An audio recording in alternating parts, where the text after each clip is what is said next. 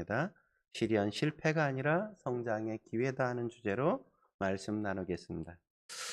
사람은 누구나 살다 보면 시련을 만나게 되어지지 않습니까? 어떤 사람은 소나기와 같이 잠시 지나가는 아주 커다란 시련을 만날 때도 있는가 하면 어떤 사람은 그냥 우기처럼 아주 지리한 작지만 오래 지속되는 시련을 경험하는 사람들도 있죠. 지금 우리가 코로나19의 상황을 만나고 있지 않습니까? 아마 대부분의 사람들은 각 개인만이 아니라 가정, 그리고 사업회장, 그리고 교회 역시도 적지 않은 시련, 끝날 것 같지 않은 지리한 시련의 항복판을 우리가 지나고 있다고 생각해도 과언이 아니지 않을까 하는 생각을 해봅니다. 그래서 톨스토이는 이런 명언을 남겼죠. 사람은 저마다 자기의 십자가를 지고 인생을 살아간다. 사람은 저마다 자기의 십자가를 지고 인생을 지나간다. 살아간다. 그렇습니다. 시련이 없는 인생이란 없습니다. 누구나 다 시련을 만나죠. 그러기에 시련을 피하게 해달라고 기도하는 것만큼 어리석은 것은 없습니다. 왜냐하면 누구나 다 시련을 경험하며 살 수밖에 없기 때문이란 말이죠. 왜라고 묻는 것도 의미가 없는 겁니다. 우리가 어떻게 질문해야 될까요? 어떻게라고 하나님 앞에 물어야 한단 말이에요. 시련을 우리가 어떻게 극복할 수 있을까요? 이 시련을 어떻게 우리가 대해야 하겠습니까? 라고 하나님 앞에 묻는 게 올바른 대응이란 말이죠. 오늘 야고보 사도 역시 그렇게 대응하고 있는 걸 만나지 않습니까? 본문의 야고보는 예수님의 형제죠. 그리고 예루살렘 교회의 초대 교회 담임 목사와 같았던 분입니다. 야고보가 2절에 이렇게 말하지 않습니까? 내 형제들아 너희가 여러 가지 시험을 당하거든.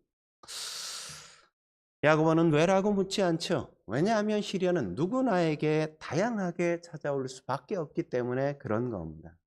당신은 그리스도인이라는 이유만으로도 굉장히 큰 시련을 당해야만 했단 말이죠.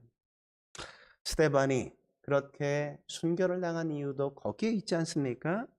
그리스도인들은 동족이었던 유대인들에게만 핍박을 당한 게 아니라 유대 땅을 점령했던 당시에 로마의 제국의 핍박 역시도 아주 심하게 당했단 말이죠. 그것만이 아니라 당시에 흉년이라는 큰 경제적인 위기도 그들 가운데 모두에게 닥쳤어요. 흉년이 온 나라를 덮고 주변국들에게 다 닥쳤다고 생각해 보십시오. 우리가 지금 코로나19를 당하는 전 세계적 이 어려움과 같이 흉년이라는 것도 그와 같았단 말이죠. 유세비에스에 의하면, 역사가들에 의하면 야고보는 성전 꼭대기에 잡혀서 세워져서 예수를 부인하면 살려주겠다. 예수를 부인하라고 강요를 당했다고 하죠. 그러나 야고보는 예수를 부인하지 않았습니다. 그러자 사람들은 성전 꼭대기에서 그를 떨어뜨려서 땅바닥에 그를 고꾸라져 죽게 만들었는데 야고보가 떨어졌음에도 불구하고 생명이 붙어 있었던 거예요. 그러자 군중들이 몰려들어 돌로다가 그 죽어가는 야고보에게 돌을 던져서 그를 죽게 만들었다고 이야기하죠. 야고보는 순교만 그렇게 당한 게 아니라 살면서도 우리가 경험할 수 없는 수많은 고난과 환난과 역경과 시련을 당했단 말이죠. 그는 그럼에도 불구하고 예수를 부인하지 않았습니다. 예수를 구세주라고, 예수를 하나님의 아들이라고 그는 증거하고 전했단 말이죠. 그런 그가 그 시대에 시련을 당하는 성도들에게, 그리고 오늘 살아가는 우리에게 이렇게 말하고 있는 겁니다. 내 형제들아, 너희가 여러 가지 시험을 당하거든. 여러분들도 저처럼 동일하게 여러 가지 시험을, 여러 가지 시련을 당하게 될 겁니다. 라고 그는 이야기하는 거죠. 시련은 수없이 당해온 이 믿음의 대선배가 우리에게 시련에 대한 레슨을 해주고 있는 겁니다. 그렇다면 우리가 시련을 극복하려면 어떻게 해야 될까요? 첫째로 찾아오는 시련을 기쁘게 받아들여야 한다는 겁니다. 찾아오는 시련을 기쁘게 받아들여야 한다는 거죠. 정말 그런지 2절 같이 한번 읽어볼까요? 2절 같이 읽겠습니다. 시작. 내 형제들아 너희가 여러 가지 시험을 당하거든 온전히 기쁘게 여기라. 야고보는 우리가 살아가면서 만나는 시험은 하나 둘 정도가 아니라고 얘기하죠. 우리가 만나는 시련은 여러 가지다. 아주 다양하다고 이야기하지 않습니까? 삶의 현장이 다양한 것처럼, 사람들이 다양하게 존재하는 것처럼 우리가 만나게 되어지는 시련 역시도 아주 다양하다고 이야기하죠. 그런데 이렇게 한 사람이 다양한 시련을 경험할 수밖에 없는 이유가 뭘까요? 우리에게 이런 다양한 시련이 찾아온다는 건 어떤 의미가 있는 걸까요? 그것은 앞으로 하나님이 우리의 인생을 통해 만들어낼 나라는 작품이 얼마나 더 찬란하고 아름다운 것일지를 보여주는 것이란 말이죠. 예? 그래서 에베소 2장 10절에 뭐라고 이야기합니까? 하나님이 우리를 만드셨다고 이야기하지 않습니까? 10절에 우리는 그가 만드신 바라 이렇게 얘기하잖아요. 여기서 만드신다는 건 그냥 만드신다는 게 아니라 하나님의 위대한 걸작품으로 그분이 만들어 가신다는 의미가 그 속에 있단 말이죠. 심혈을 기울여 뼈를 깎는 마음으로 그렇게 하나의 작품을 작가가 만들어가는 것처럼 하나님은 우리를 그렇게 완성시켜 가시고 위대한 작품으로 찬란하게 빚어가고 계신다고 성경이 말해주고 있는 겁니다. 하지만 우리가 보기엔 우리가 아직 작품처럼 느껴지지 않죠. 그죠? 나는 아직도 형편없이 보이지 않습니까? 왜 그런 걸까요? 무엇 때문에 그렇죠? 나를 빚으시는 하나님의 작업이 아직도 진행 중이기 때문에 그런 거란 말이죠. 여러분, 그림을 그릴 때 작가가 그림을 그리는 걸 보면 그렇잖아요. 선 몇 개 이렇게 그리는 것밖에 보이지 않잖아요. 작품이 완성되기 전까지는 그게 별게 아닌 것처럼 보여요. 저게 도대체 뭐야? 라고 의심하게 만들 때가 얼마나 많습니까? 그러나 작품이 점점 거의 완성의 단계에 들어가기 시작하면서 사람들은 그 작품을 보면서 탄성을 자아내지 않습니까? 와! 그 작품을 보면서 위대하다, 아름답다고 사람들이 감탄하게 되었잖아요. 하나님이 우리를 만드실 때 이 공사 중인 이 현장을 넘어서 이제 우리가 완성의 단계에 이르게 되어지면 마침내 사람들은 우리를 바라보면서 와 하고 탄성을 자아나게 될 거란 말이죠. 우리를 통해 하나님이 영광을 받으시고 하나님이 찬송을 들으시게 될 날들이 있게 될 것을 믿으시기 바랍니다. 그래서 하나님이 때론 우리에게 사랑의 손길로 우리를 터치하실 때도 있지만 때때로 우리에게 큰 시련의 한복판에 두셔서 우리를 빚고 다듬으신다는 사실을 우리가 놓치면 안 된단 말이죠. 그래서 욥기 23장 10절에 뭐라고 이야기합니까? 이렇게 그가 고백하는 걸 우리가 만나지 않습니까? 그러나 내가 가는 길을 그가 아시나니 그가 나를 단련하신 후에는 내가 순금같이 되어 나오리라. 할렐루야. 욥은 견디기 힘든 시련의 한복판에서도 하나님이 이 시련을 통해 이 고난을 통해 이 역경을 통해 나를 순금과 같이 되게 만드실 것이다. 나를 아름다운 작품으로 완벽하게 지으실 것이라는 기대를 갖고 있었단 말이죠. 그 소망을 갖고 있었단 말이죠. 고난의 한복판 속에 있었지만 그는 좌절하지 않았습니다. 그 속에서 낙심하지 않았습니다. 그는 절망하지 않았어요. 왜냐하면 나는 지금 완성되어 가고 있기 때문입니다. 나는 순금이 되고 말 거라는 걸 그는 확신하고 알고 있었기 때문이란 말이죠. 왜요? 하나님이 나를 그렇게 빚으시고 만드실 걸 기대하고 있었기 때문이란 말이죠. 그래서 우리가 이 사실을 안다면 우리는 좌절하지 않을 수 있어요. 우리는 절망하지 않을 수 있습니다. 이 시련의 한복판에서도 하나님이 나를 빚고 계셔라는 걸 알고 있다면 우리는 충분히 기뻐할 수 있단 말이죠. 이게 끝이 아니라는 걸 우리는 알기 때문에 그런 겁니다. 우리가 하나님의 거룩한 손에서 위대한 작품으로 빚어지는 어느 날, 그날을 우리가 기대하고 소망할 수 있다면 지금 이 자리에서 우리는 충분히 기뻐할 수 있는 겁니다. 그래서 우리에게 다가오는 시련들, 다양한 시험들, 그 고난들조차도 우리는 기쁘게 맞이하고 그것이 나를 더 완벽하게 더 온전하게 만들어줄 것을 기대할 수 있게 되는 거란 말이에요. 그래서 2절에 말하는 거죠. 내 형제들아 너희가 여러 가지 시험을 당하거든 온전히 기쁘게 여기라. 예? 그런데 여러분은 시험을 당할 때 기뻐하신 적이 있습니까? 시련을 당할 때, 참 고맙다, 감사하다. 그런 적 있어요? 저는 지금까지 살아오면서 시련을 당한 사람이 기뻐하는 걸 한 번도 본 적이 없어요. 예? 왜 그럴까요? 왜 시련을 기쁘게 받아들이지 못할까요? 저는 그 이유가 시험 자체에 파묻히기 때문이라고 생각해요. 시험 자체에 파묻히기 때문이라고.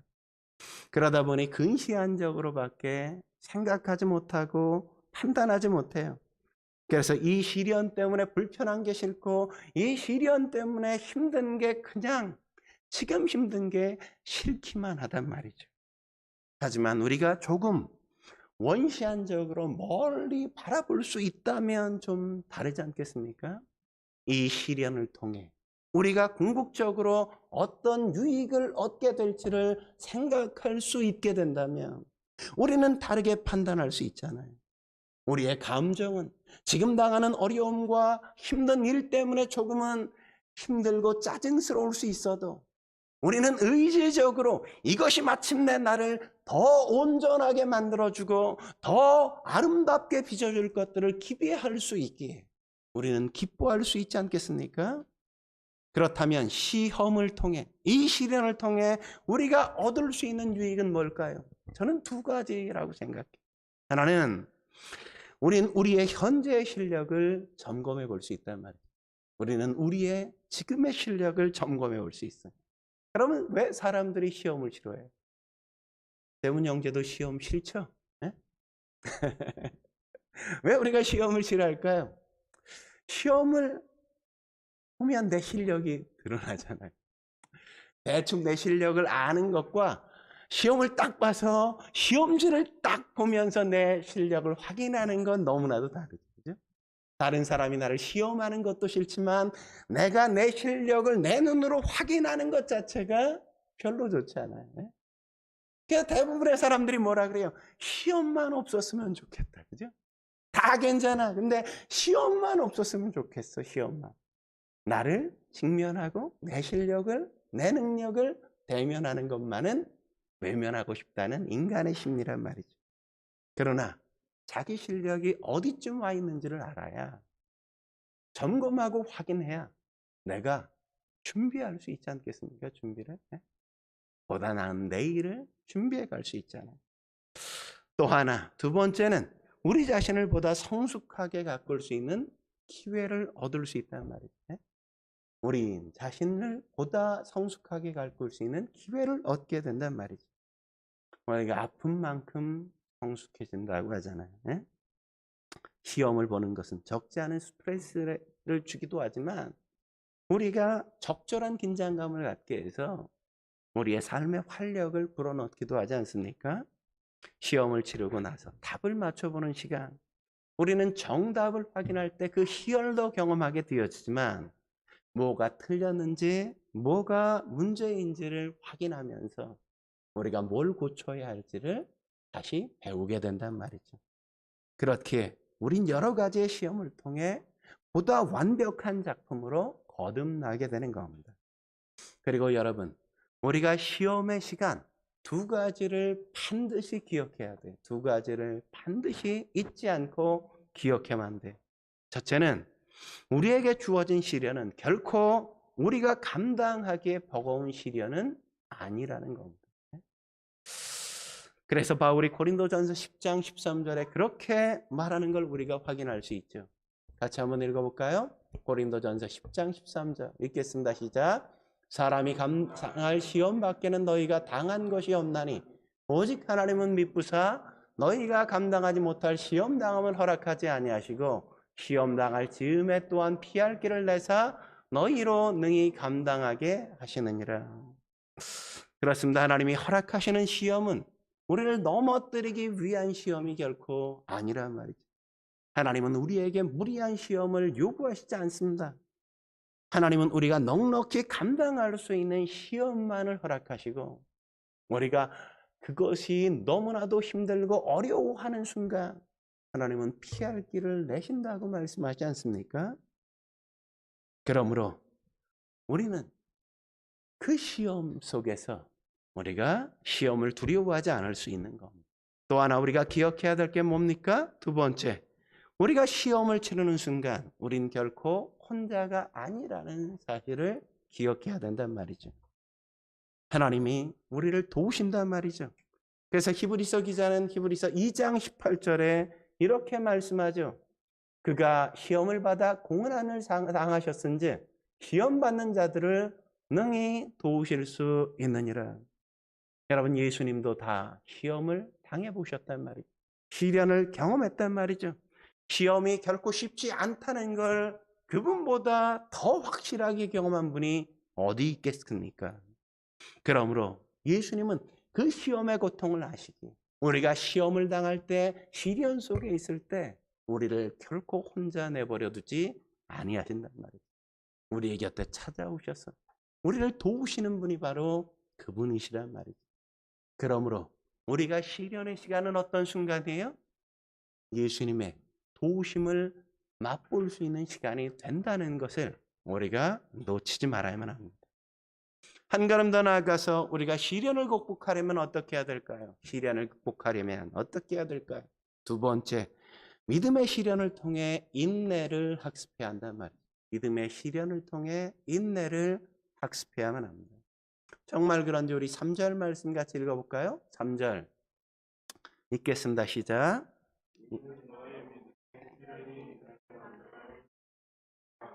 네. 믿음의 시련이 인내를 만들어낸 줄 너희가 알미라, 이렇게 얘기하네. 야고보는 안다고 말하죠. 야고보가 안다고 말하는 이유가 뭡니까? 그건 그가 시련을 많이 경험해보고 그 시련은 시련만이 아니라 시련을 통해 우리가 인내를 배우게 된다는 걸 경험적으로 알았기 때문인 거죠. 여러분, 그렇지 않습니까? 시련을 경험해 본 사람은 다 안단 말이죠. 시련을 통해서 내가 인내할 줄 알게 된다는 걸 배우게 된단 말이죠. 그러나 시험을 당해보지 않은 사람은 그걸 알 리가 없죠. 알 리가 없어요. 성도 여러분, 사실 승리를 가로막는 도구 가운데 시련만큼 좋은 게 어디 있겠습니까? 시련은 우리를 대부분 낙심하게 만드지 않습니까? 우리를 낙심하게 만드는 가장 좋은 도구가 시련이란 말이죠. 그래서 사단은 시련을 가지고서 우리를 낙심하게 만들어 간단 말이에요. 낙심이라는 단어는 용기라는 의미의 courage라는 단어에 반대, 부정, 결핍이라는 의미의 접두사 this가 붙어 완성된 단어란 말이죠. 그러므로 낙심이란 용기의 상실, 용기의 결핍이라는 의미가 그 안에 담겨 있는 겁니다. 사실 this는 고대 로마의 신 가운데 하나였습니다. 지하 세계를 지배하던 왕이었단 말이죠. 그 this의 다른 이름이 뭐냐? 하데스라는 이름이요. 또 하나는 플로토라는 이름으로 이 this라는 신이 불려졌습니다. 신화 속에서 이 this는 낙심과 부정직함의 대명사였습니다. 거짓말장의 신인 이 this는 속임수를 써서 디스 자신이 세상에 존재하지 않는다고 사람들을 믿게 만들었습니다. 그래서 교묘하게 자신의 모습을 감추고 인간을 먹잇감으로 삼아서 인간들의 희망을 먹으면서 살아온단 말이죠. 그러므로 우린 어느 순간에도 낙심하지 말아야 하는 겁니다. 우리가 낙심에 의기소침해지는 순간 디스는 우리를 찾아봐서 우리를 낙심하게 만들고 우리를 절망하게 만들어 우리의 인생을 끊어놓는단 말이죠. 그러므로 우린 시련의 시간 인내할 수 있어야만 합니다. 낙담을 맞설 수 있는 유일한 무기는 인내밖에 없다는 걸 우리는 기억해야만 합니다.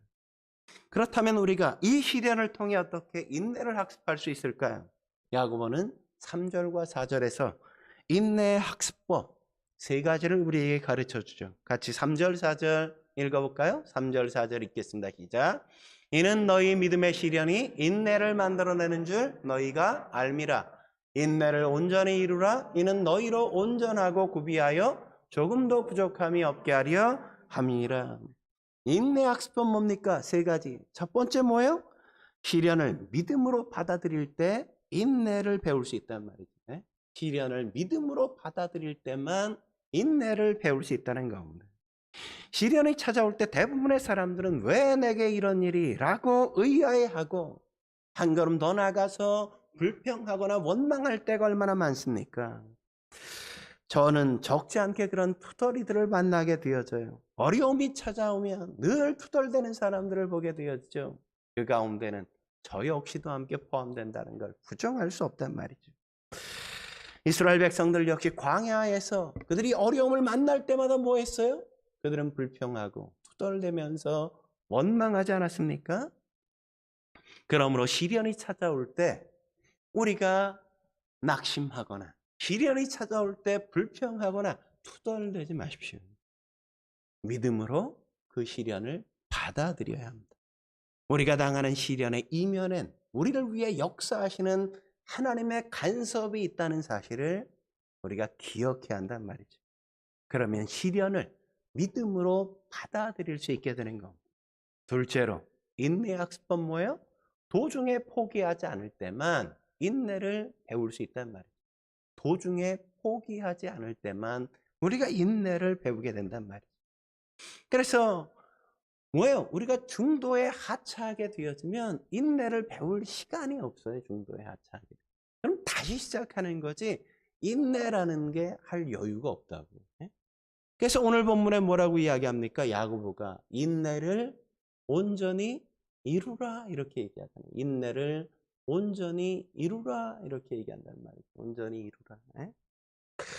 예수님이 십자가에서 고통을 끝까지 인내하시지 않았다면 어떤 결과가 주어졌을까요?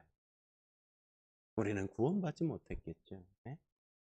우리는 희망을 가질 수 없었단 말이에요.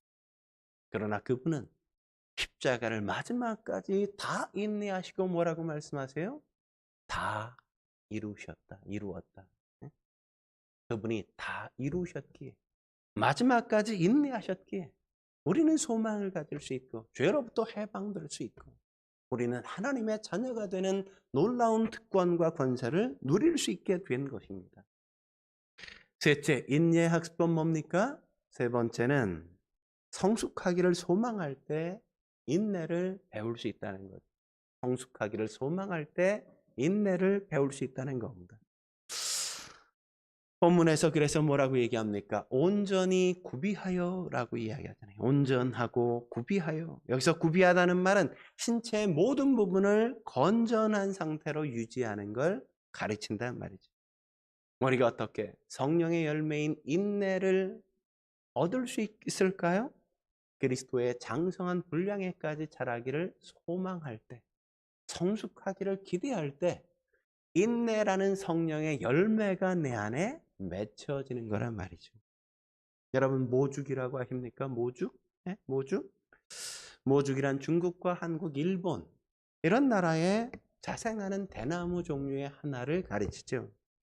모죽은 초기에 제 아무리 주변 환경이 좋아도 눈에 띄게 자라나는 걸 볼 수 없다고 하죠. 요만큼 자라나는데 이게 4년, 5년 동안 요만큼에서 멈춰서 거의 자라는 게 눈으로 확인이 안 돼요. 4, 5년 동안 땅속 밑바닥으로만 뿌리가 그냥 어마어마하게 자라고 뻗게 되어진다 그러죠. 그리고 4년, 5년이 지난 어느 날부터 그게 하루에 무려 70cm까지 하루에 70cm까지 자라기 시작하는데 그걸 6주 정도 자라서 마침내 6주가 지나면 30m 높이까지 대나무가 6주 동안 30m 높이까지 그냥 자라간다고 이야기하지 않습니까? 4, 5년 동안 기다려야 된다. 인내해야만 된다. 그리고 나야. 그 다음엔 영광스러운 성장이 그렇게 드러나는 겁니다. 인내는 하루 이틀 만에 배울 수 없다고요. 한 달, 2달 동안에 이루어지는 게 아니라고요. 오랜 기간이 필요하고 오랜 시간이 필요한 겁니다. 그래서 히브리서 기자가 히브리서 12장 1절에 뭐라고 이야기합니까? 이렇게 말하죠. 이러므로 우리에게 구름같이 둘러싼 허다한 증인들이 있으니 모든 무거운 것과 얼매기 쉬운 죄를 벗어버리고 인내로서 우리 앞에 당한 경주를 경주하며 모든 믿음의 증인들 역시 어떤 삶을 살았다고요?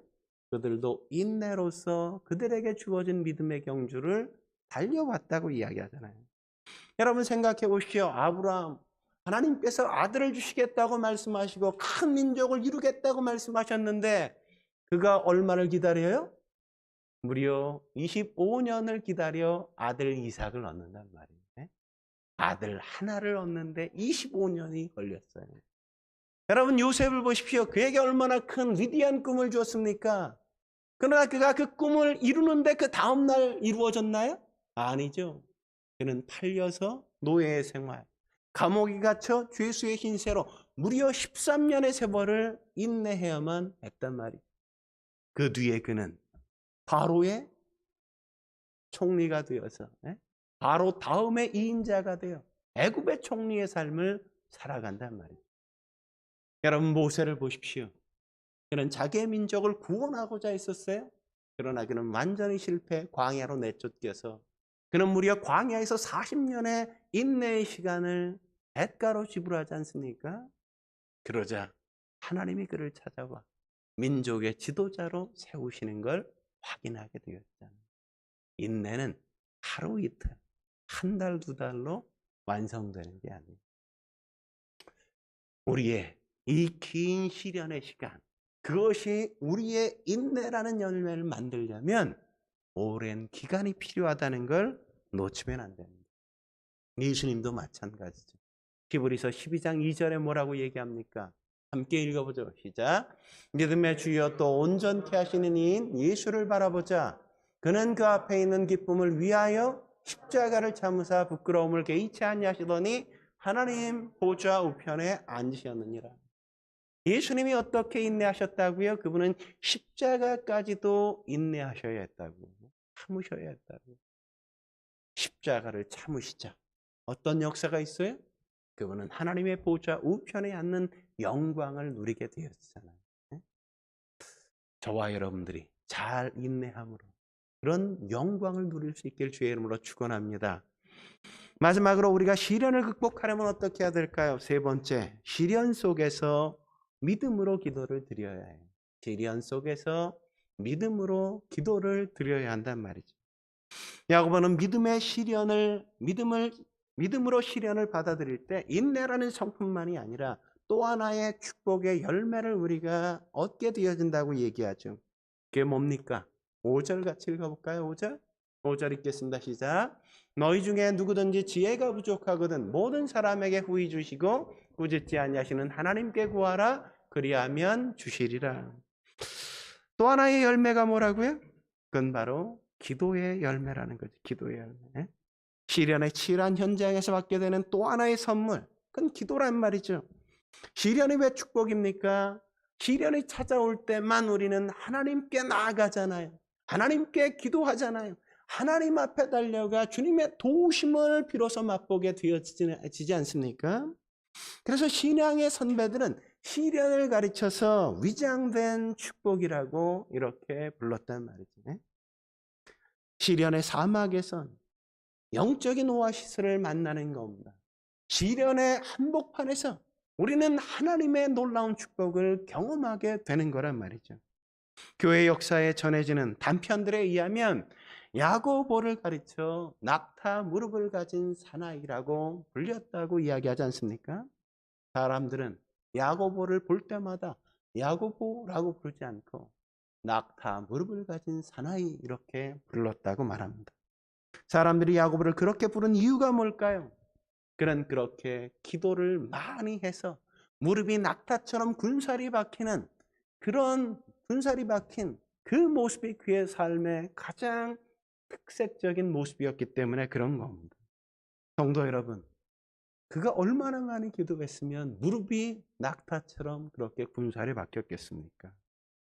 여러분, 야고보의 무릎이 어떻게 그렇게 낙타 무릎이 됐겠어요? 그는 그렇게 기도하지 않으면 이길 수 없는 수많은 다양한 시련을 당하고 경험했기 때문에 그러니까 낙타 무릎이 될 수밖에 없지 않겠습니까? 수많은 시련 속에 기도 없이는 버틸 수 없고, 기도 없이는 이길 수 없고, 기도 없이는 살 수 없는 인생을 그러니까 살아왔던 거예요. 네? 수많은 시련이 그를 기도하게 만들고, 수많은 시련이 그의 기도를 통해 놀라운 하나님의 역사를 경험하게 만들고, 하나님의 하나님 되심을 역사의 현장 속에 그의 곁에 있는 사람들 가운데 드러내 증거할 수 있게 만든 것 아니겠습니까? 그러므로 시련이 위장된 축복이라는 사실을 우리는 결코 놓치면 안 돼요. 여러분, 우리가 한계선상에 들어서기까지 우리는 기도하지 않는 존재라는 사실을 우리는 놓치지 말아요. 여러분, 요새 여러분 기도하세요? 기도하지 않으세요? 기도하지 않아요? 왜 기도하지 않을까요? 아직 나는 견딜만해, 내가 그냥. 예? 아직도 살만한 거죠. 경기가 아무리 어려워도 힘들어도 살만해. 예. 우리는 살만하면, 참을만하면 기도하지 않아요. 참을 수 없을 때, 벼랑 끝에 설 때, 더 이상 그 어떤 것도 도망할 수 없을 때, 앞이 캄캄할 때, 비로소 기도하게 되어집니다. 그 기도 속에 하나님이 임재하시죠. 고난이 아니면, 역경이 아니면 우리는 기도하지 않습니다. 단단한 철이 용광로에서 만들어지는 것처럼 위대한 기도의 사람은 시련 속에서, 고난 속에서, 박해 속에서 태어나는 겁니다. 그렇다면 시련을 통해 배울 수 있는 기도의 레슨 무엇일까요? 첫째로 우리는 소극적인 기도를 넘어 적극적인 기도를 드릴 수 있어야 하는 겁니다. 소극적인 기도를 넘어 적극적인 기도를 드릴 수 있어야 한단 말이에요. 오랜만에 두 사람이 만났습니다. 서로 자기의 인생의 이야기, 또 살아온 삶에 대해서 이야기를 나눴습니다. 가정 얘기, 개인적인 이야기를 막 나눴어요. 마침내 자녀 얘기를 하게 되었습니다. 자네 아들은 어때? 질문을 받자. 뭐 마찬가지지. 밤낮 돈만 들지 뭐. 처음엔 자전거 사달라 그래서 사줬더니 이제는 자동차 사달라고 그냥 난리 버거지네. 눈만 뜨면 자식들이 돈밖에 요구하는 게 없어. 아휴, 그런데 자네는 좀 어때? 그러자 그 친구가 가만히 한참 있더니 이렇게 대답하더래요. 내게도 자네같이 그렇게 안달복달하면서 요구하는 아들이 있었으면 좋겠네.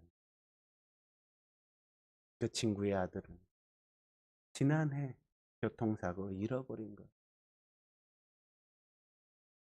나에게도 자네처럼 끊임없이 요구하는 아들이 있었습니다. 하나님이 오늘 우리에게 뭐라고 얘기하실까요? 그렇게 말씀하지 않겠습니까?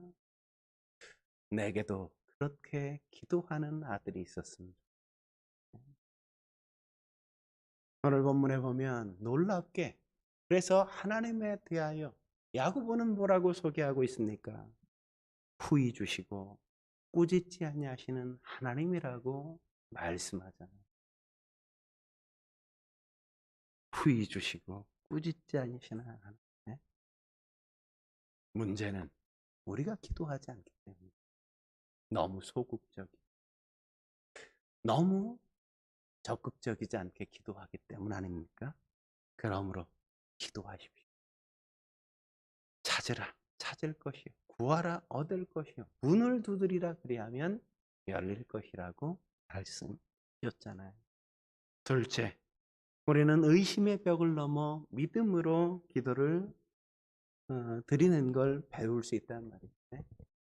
우린 의심의 벽을 넘어 믿음으로 드리는 기도를 배울 수 있다는 겁니다. 저는 기도의 가장 큰 장애물 가운데 하나가 의심이라고 생각해요. 사단은 자꾸만 우리의 마음속에 의심의 씨앗을 뿌려놓는단 말이죠. 우리가 하나님을 신뢰하지 못하도록, 우리의 마음을 하나님께 집중하지 못하도록 자꾸만 우리의 마음을 갈라놓는단 말이죠. 그러므로 우리가 믿음으로 기도를 드리기 위해선 반드시 의심을 뛰어넘어갈 수 있어야 돼. 의심을 뛰어넘는 사람만이 믿음으로 기도를 드릴 수 있기 때문에 그렇습니다. 하나님의 신뢰를 잃어버리면 우리는 기도할 수 없단 말이죠. 그래서 야고보도 6절에서 8절에 이렇게 이야기하는 겁니다. 같이 읽어볼까요? 마지막으로 6절에서 8절 같이 읽겠습니다. 시작. 오직 믿음으로 구하고 조금 더 의심하지 말라. 의심하는 자는 마치 얼음에 밀려 요동하는 바닷물결 같으니 이런 사람은 무엇이든지 주께 얻기를 생각하지 말라. 두 마음을 품어 모든 일에 정함이 없는 자로다. 그렇습니다. 의심의 벽을 뛰어넘지 못하면 우리는 진정한 기도를 드릴 수 없단 말이죠. 어느 분이 비행기를 타고 갔는데 어느 정도 시간이 지나자 같은 비행기에 탔던 멀리에 있는 옆좌석에 있는 한 분의 아이가 5, 6살 된 아이가 그냥 막 떠들고 그냥 왔다 갔다 하면서 막 사람들을 건드리기도 하고 말을 걸기도 하고 막 그러는 거예요. 그냥 꼬마가 5, 6살짜리 우리 뭐 무용이만한 아이가 막 그러니까 어른들이 얼마나 좋아요, 그죠? 걔 때문에 웃기도 하고 걔 때문에 이야기도 나누고 지루한 그 비행기가 그냥 행복한 그 환경이 확 이렇게 변화되는 거예요. 근데 그렇게 시간이 막 지나가는데 벼랑간에 비행기가 이상기류를 만났는지 비행기가 확 흔들리니까 아이가 딴 사람 곁에 있다가 그냥 확 부모님 엄마 품으로 막 달려가서 엄마 품에 팍 안기는 거예요. 예? 한순간에 그렇게. 예? 그러면서 그분이 그걸 깨달았다 그래요. 예? 이상기류가 생겨 아이가 어머니에게 달려갈 수 있었던 것처럼 우리가 어려움 속에 시련 가운데 하나님의 품으로 달려갈 수 있다는 게 얼마나 놀라운 축복인가, 얼마나 큰 감사인가. 그렇습니다. 어려움 속에 우리는 언제든지 하나님의 품으로 달려갈 수 있다는 것. 우리는 언제든지 그분의 품을 향하여 뛰어갈 수 있습니다. 그러므로 사랑하는 성도 여러분, 시련 속에서 시험에 들지 마십시오. 시련을 통해 성숙의 기회로 만들 수 있게 주의 이름으로 축원합니다. 함께 기도하시겠습니다. 거룩하신 하나님 아버지, 오늘도 주님 앞에 나와 엎드려 예배하며 주님의 말씀을 들고 다시금 소망을 품게 하시니 감사합니다. 어려움과 시련들은 시련만 있는 게 아니라 그 속에 하나님의 거룩한 손길과 하나님의 축복과 하나님의 함께 하심의 놀라운 역사가 있음을 다시금 기대하고 바라보고 소망하게 하시니 감사합니다.